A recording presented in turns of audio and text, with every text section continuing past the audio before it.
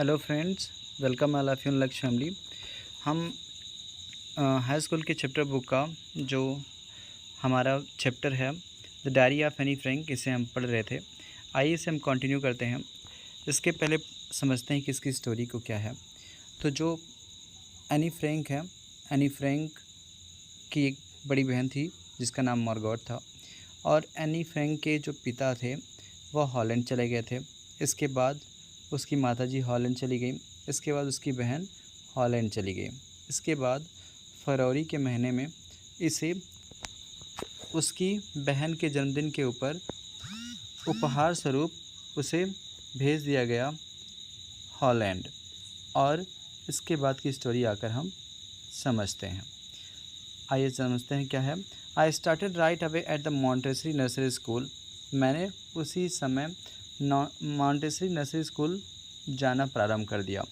Anne Frank क्या कहती हैं कि मैंने उसी समय मॉन्टेसरी नर्सरी स्कूल जाना प्रारंभ कर दिया। I stayed there until I was 6। मैं वहाँ 6 वर्ष तक रही, 6 तक रही। एट विच टाइम, उस समय, I started in the first form, मैंने फर्स्ट फॉर्म में प्रवेश लिया हुआ था।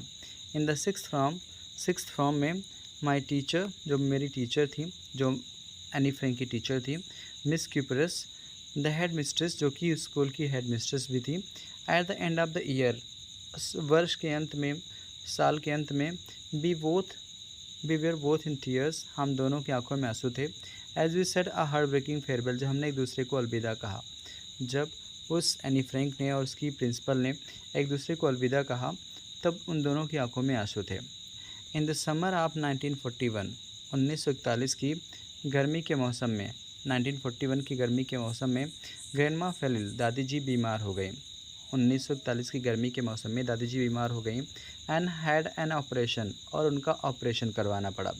सो my birthday passed with little celebration, इसलिए जो मेरा जन्मदिन था, एनी का जन्मदिन था, वह कम उत्सव के साथ मनाया गया। उसके जन्मदिन को कम उत्साह के साथ मनाया गया। ग्रैंडमा डाइड इन जनवरी 1942, दादी जी की मृत्यु जनवरी 1942 में हो गई। दादी जी 1942 में उनकी मृत्यु हो गई। नो वन नोज़, कोई नहीं जानता। How often I think of her, मैं उनके बारे में कितना ध्यान करती हूँ। एंड स्टिल लव हर, और मैं उनसे कितना स्नेह करती हूँ। एनी कहती हैं कि कोई नहीं जानता कि मैं उनसे कितना स्नेह करती हूँ और मैं उनका कितना ध्यान रखती हूँ। दिस बर्थडे सेलिब्रेशन इन 1942, जो 1942 का जो हमारा जन्मदिन था, वाज इंटेंडेड, इसलिए रखा गया था, टू मेकअप फॉर अदर, ताकि उस कमी को पूरा किया जा सके। And grandmother's candle was lit along with the rest, और सभी मोमबत्तियों के साथ साथ दादी जी के नाम की भी एक मोमबत्ती जलाई गई। दादी जी की मृत्यु 1942 में हुई। कोई नहीं जानता कि मैं उनके बारे में कितना विचार करती हूँ, उनको कितना याद करती हूँ और उनसे कितना स्नेह करती हूँ। यह जो बर्थडे सेलिब्रेशन था 1942 का, वह उस कमी को पूरा करने के लिए मनाया गया था, और दादी जी के नाम की एक मोमबत्ती was lit along with the rest, अन्य सारी मोमबत्तियों के साथ जलाई गई। The 4 of us are still doing well, हम में से चारों लोग अच्छा महसूस कर रहे थे, हम में से 4 लोग सही थे। And that brings me to the present date of 20 June 1942, और तभी जो हमारी तिथि है 20 जून 1942, हम यहाँ तक पहुँच जाते हैं। तब मुझे 20 जून 1942 तक हम पहुँच जाते हैं। And the solemn dedication of my diary, और मेरा अपनी डायरी के प्रति समर्पण भी दिखाई देता है। 20 जून 1942 को हम पहुंच जाते हैं, हम उस दिन डेट होती है, और मेरे डायरी के प्रति मेरा लगाव भी दिखाई देता है। आगे बढ़ते हैं और समझते हैं अब उस डायरी में क्या लिखा था। एनी ने, उसने लिखा था डियरेस्ट किटी, उसने अपनी डायरी का नाम रखा था किटी, तो उसने सबसे पहले क्या लिखा, dearest Kitty, our entire class is quaking in its boot. वो क्या कहती है कि जो हमारी पूरी कक्षा है वह डर के मारे थर थरा रही है, काँप रही है। हमारी पूरी कक्षा डर के मारे काँप रही है। द रीज़न, कारण यह है, ऑफ कोर्स, वास्तव में इसका कारण यह है, is the fourth coming meeting, जो अग्रिम मीटिंग होने वाली है, आगे वाली मीटिंग होगी, इन विच, जिसमें द टीचर डिसाइड, अध्यापक निर्णय करेंगे, who will move up to the next हाँ, एनी लिखती है अपनी डायरी में, डियरेस्ट किटी, प्रिय Kitty, our entire class is quaking its boots. जो हमारी पूरी कक्षा है वह डर के मारे काँप रही थी। द रीज़न, इसका कारण यह था, ऑफ कोर्स, वास्तव में इसका कारण यह था, is the fourth coming meeting, आने वाली मीटिंग में, इन विच, जिसमें द टीचर्स डिसाइड, द जो अध्यापक थे वह निर्णय करने वाले थे, who will move up to the next form, किसे अगली कक्षा में भेजा जाएगा, and who will be kept back, और किसे उसी कक्षा में रोक लिया जाएगा, किसे परीक्षा में पास नहीं किया जाएगा। पूरी कक्षा इसी डर से कांप रही थी कि किसे अगली कक्षा में भेजा जाएगा और किसे नहीं भेजा जाएगा, किसे फेल कर दिया जाएगा। Half the class is making bets, आधी कक्षा तो बेट लगा रही थी, शर्त लगा रही थी। जो आधी कक्षा थी वह शर्त लगा रही थी। जी एन एंड आई मतलब जी एन एक लड़की है, एंड आई मतलब एनी फ्रैंक। तो G N and I laugh ourselves मतलब हंस रहे थे।